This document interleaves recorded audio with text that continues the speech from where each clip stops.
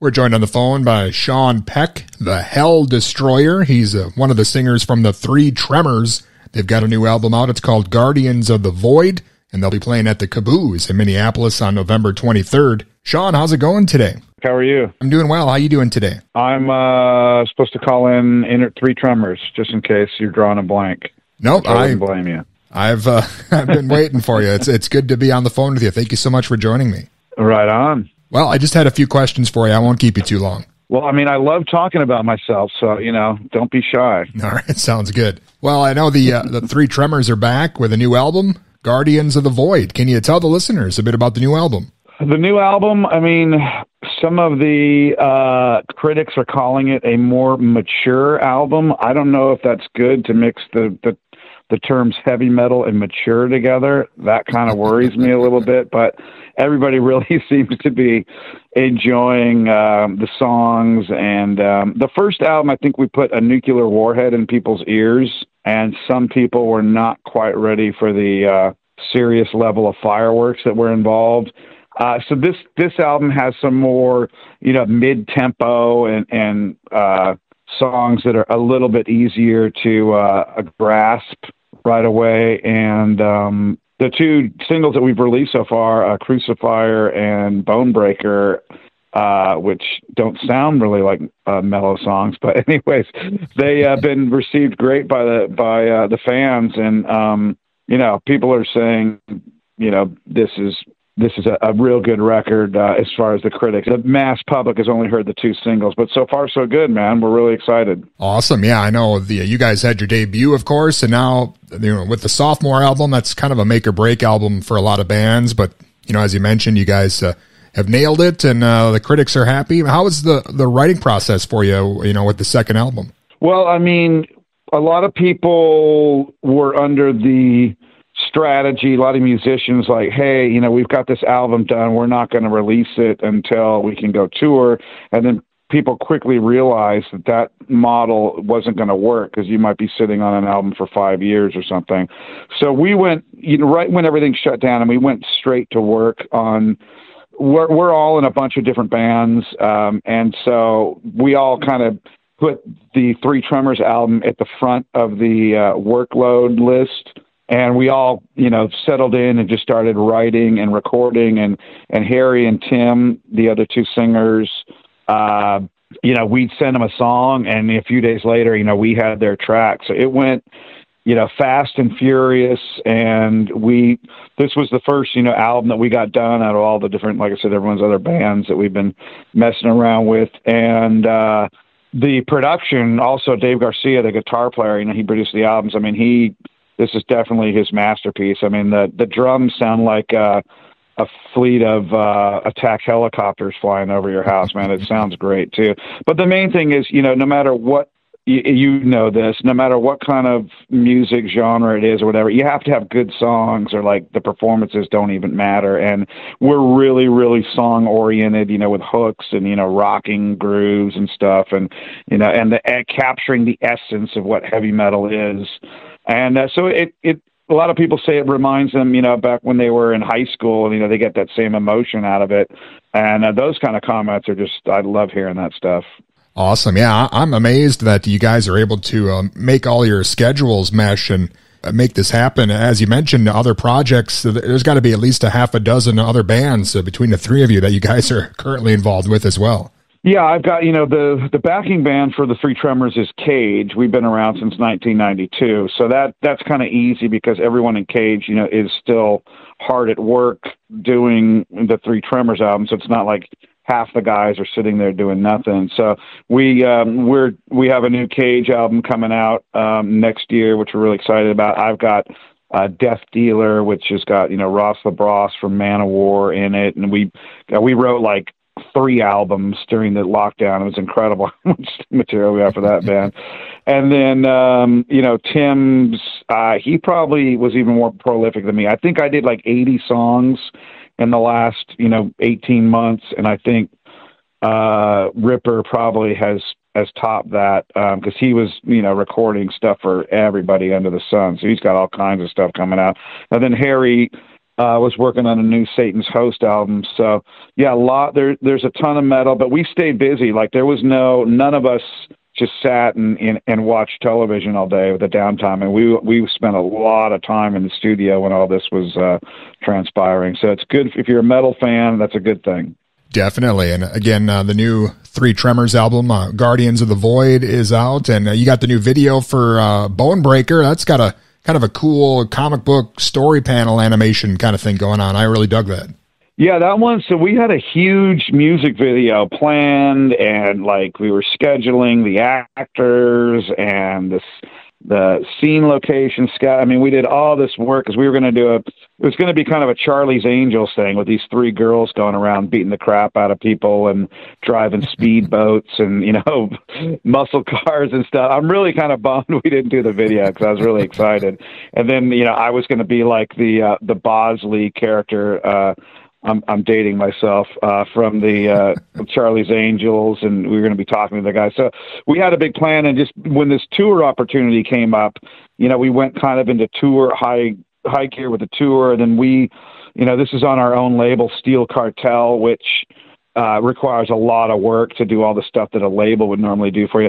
So it was just so much going on that we decided to contact, like the guy that did the videos, like the top lyric video guy in the industry. And he came, I'm a big comic book guy, and just randomly, like, he came up with this comic book thing, and it came out really good. And then the new video came out Friday for the second single, which is Crucifier, and that's another really killer, really a bunch of scary looking images with, fire everywhere, which any good heavy metal video should have. Lots of fire, right? Well, and Sean, I know the album itself, you got a lot of different covers, and it comes with different merch and different bundles. You guys are really pushing the physical copies, which I think just metal bands in general still hanging on to that, which I think is great. The streaming, some of that kind of gets lost in translation, I think. Well, I don't know if you know this, but we claim to be, the kings of the physical medium, and we have a policy where, we have 3 singles and 3 music videos coming off the Guardians of the Void album, and those will be the only 3 songs that ever hit the streaming platforms. This album will never be on the streaming platforms anywhere. So if you want to, hear this album, you're going to have to support the band, support heavy metal, and go to the3tremors.com or Amazon or something and actually put, $10 down and buy it. But that's why we put so much time and effort into the physical product. I mean, the artwork, when you see this booklet and how you were talking about the different, packaging bundles we have on the website, we have, for the vinyl, we have a variant cover artwork, which means there's a limited version of the album, the vinyl album, that has completely different front and back cover art. And then there's also the Virgin version of it, which means it's the original cover art without any of the logos or the titles. It's just the artwork itself. The Virgins are almost sold out. Those are pretty popular, and the variants are almost sold out. So yeah, I kind of stole that from the comic book industry. And, but it's David versus Goliath, but we're taking a stand. And, there used to be a music industry before there was streaming that was completely healthy and fine. We didn't need or rely on the streaming services to have a music industry. And we're taking a stand, man. And I think more people should join us. Why should you do all that hard work, time and money and effort put into creating this great product, and then you just give it away for free to the world on the Friday that it comes out? Makes no sense to me, and that's why. And the journalists and fans have embraced it. I mean, the pre-orders for this album are through the roof. It's good that we're in the heavy metal genre because metal fans like to have the physical product. They like to hold it. CD sales were way up last year. Vinyl sales were way up last year, and CD players, the sales of the actual physical CD player was way up last year. So it's alive and well and getting better, and more people should follow me into battle against these streaming giants. Well, and also great news that you guys will be back on the road to promote the new album. I'm sure you got to be excited to get out there after the last tour got shut down with everything going on, and things are kind of starting to get back to normal here. Yeah, I was just at a Chargers game yesterday with 70,000 people, and an insane tailgate party, which is packed in there. No one's wearing a mask. They're asking for vaccine cards to go in, but no one even checks them. They just look at a picture of a card. No one inside is wearing a mask, even though there's a mask mandate. So, yeah, I think the ship has kind of sailed on that, and we're really, we're going to be at the merch booth. We're going to meet and greet the fans. We're going to give big heavy metal hugs and handshakes the whole time through, and we're excited to go out and play. And we're doing 7 songs off the first album, 7 songs off the new album, and we've been rehearsing them, and we fly out tomorrow, and the shows have been selling really good. There's a few sold out shows so far, and there seems to be a buzz like this. Judas Priest unfortunately had to cancel their tour, so there's not a lot out there like this on the road right now, and I think that the fans of this kind of heavy metal are really excited to see it. And there's really not another show like this. I mean, when the 3 of us are up there singing these, painkillers on steroids songs, it's unlike anything you've ever seen before. It's insane. And I know you're coming to Minneapolis here on the 23rd, playing at the Caboose, and that's a great venue for metal. I think that'll be a great show. Yeah, we've got lots of friends in Minneapolis. It's always great. I think we go to Rodilio's. We always go to the Brazilian barbecue place and pound down, tons of pounds of meat before we get on stage. So it's always tough to perform in Minneapolis because we're usually getting loaded on meat products at the Brazilian barbecue. But yeah, lots of friends out there, and that's the last show on this leg of the tour. So we're going to make it really special, and we want everyone to come out and check it out. Awesome, man. Well, I know Guardians of the Void is just out, and you mentioned Cage still working at it. I know Ross the Boss, and you were on the new John Michael Thor album recently, so you got a lot of stuff going on. Is there anything else maybe you're working on we should look out for? There is. I mean, it's one of those, I hate when people say, yes, I have something new, it's going to be huge, but it's a secret. I can't say anything about it. I mean, that irritates me to no end when people say that, but you know what? It's a secret, and I can't say anything about it. All right. I'll just stay tuned. But yeah, there's something in the King Diamond Merciful Fate realm that will be announced next year, that people that are fans of that whole thing are gonna lose their minds over, we think. So there is I'm not in enough bands. I need to be in more bands. And then we did the band Warrior, which was, what were they on, Atlantic Records, I think, Fighting for the Earth. I did a show with them a few months ago, and we might continue to do some more songs. That's kind of a cult classic band. I really enjoy those guys and playing with them. AC Alexander, he was in Lizzie Borden's in it.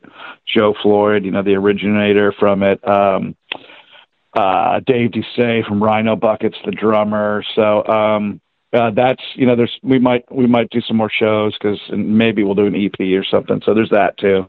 Excellent, man. It's great to hear that you're doing well and keeping busy. And again, the new Three Tremors album sounds great. And hopefully I could speak with you again sometime. I appreciate it.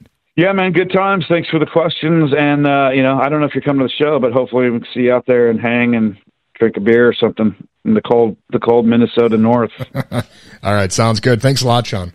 Take care. And again, that was Sean Peck, the Hell Destroyer from the Three Tremors. Their new album, Guardians of the Void, is out now, and they'll be at the Caboose in Minneapolis on November 23rd.